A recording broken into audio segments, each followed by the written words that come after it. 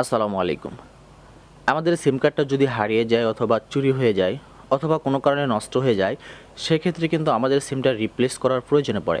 আর যখন আমরা আমাদের সিম কার্ডটা রিপ্লেস করতে যাই, তখনই কিন্তু আমরা কনফিউজডে পড়ে যাই সিমটার প্রকৃত মালিককে।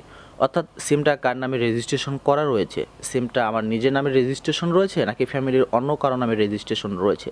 আর এরকম সমস্যায় যেন আর পড়তে না হয়, সেই জন্য কিন্তু আপনি যদি এই ভিডিওটা শেষ পর্যন্ত দেখেন, তাহলে আপনার কাছে থাকা কোন সিমটার মালিককে বা কার নামে রেজিস্ট্রেশন করেছেন, এসব বিষয় কিন্তু আপনি এখনই জানতে পারবেন।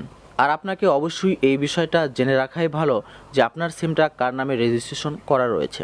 আর আপনার হাতে থাকা সিমটা কার নামে রেজিস্ট্রেশন রয়েছে, এটা আপনি কিভাবে জানবেন, আসুন সে প্রসেসটাই দেখাই। হ্যালো ভিউয়ার্স, আসসালামু আলাইকুম।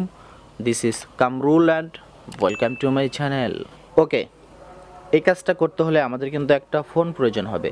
সেটা হতে পারে অ্যান্ড্রয়েড স্মার্টফোন, ফিচার্স ফোন অথবা যে কোনো বাটন ফোন হলেও চলবে। জাস্ট প্রথমে আমরা ফোনের ডায়াল প্যাডে চলে যাব। ডায়াল প্যাডে যাওয়ার পর এখান থেকে যে আমরা একটা কোড ডায়াল করে নেব, সেটা হচ্ছে *16001#। কোডটা কিন্তু আমরা স্ক্রিনেও দেখাচ্ছি যে *16001#। এই কোডটা আমাদের ফোনে তুলে জাস্ট আমরা ফোনটা থেকে প্রথমে ডায়ালে ট্যাপ করে দেবো। তাহলে কিন্তু পরবর্তী আমাদের সামনে এরকম একটা ইন্টারফেস আসবে এবং এখানে কিন্তু আমরা দেখতে পারবো, এখানে কিন্তু আমরা লেখা দেখতে পাচ্ছি please enter the last 4 digit for your ID. অর্থাৎ আমাদের যে ন্যাশনাল আইডি কার্ড রয়েছে, অর্থাৎ আমাদের যে ভোটার আইডি কার্ড রয়েছে এবং ভোটার আইডি কার্ডের যে আইডি নাম্বারটা রয়েছে, আইডি নাম্বারের লাস্টের যে 4টা সংখ্যা রয়েছে, সেই 4টা সংখ্যা দিয়ে আমাদের এখানে আবার সেন্ড করতে হবে। সো আমরা 4 সংখ্যা এখানে তুলে নিচ্ছি, 0979। ভোটার আইডি কার্ডের লাস্ট 4 সংখ্যা তোলার পর এখান থেকে আমাদের সেন্ডে ট্যাপ করতে হবে।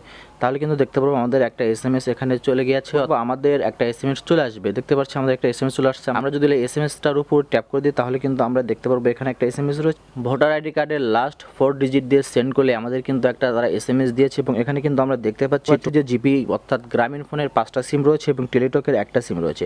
এখানে কিন্তু এসএমএস এর মাধ্যমে তারা জানিয়ে দিয়েছে যে আমার ভোটার আইডি কার্ড অর্থাৎ আমি কয়টা সিম রেজিস্ট্রেশন করেছি ব্যক্তিগতভাবে, সেই সিমগুলোর লিস্ট কিন্তু আমরা এখানে দেখতে পাচ্ছি। আর এরকমভাবে যে কোনো ব্যক্তি তার যে কোনো সিম থেকে শুধু এই প্রসেসটা অবলম্বন করলে কিন্তু জানতে পারবেন সিমটার আসল মালিককে। আশা করছি ভিডিওটা প্রত্যেকের ভালো লাগবে। যদি ভালো লেগে থাকে তাহলে একটা লাইক করে দেবেন। বুঝতে কোনো সমস্যা হলে কমেন্ট করে জানাবেন। ধন্যবাদ।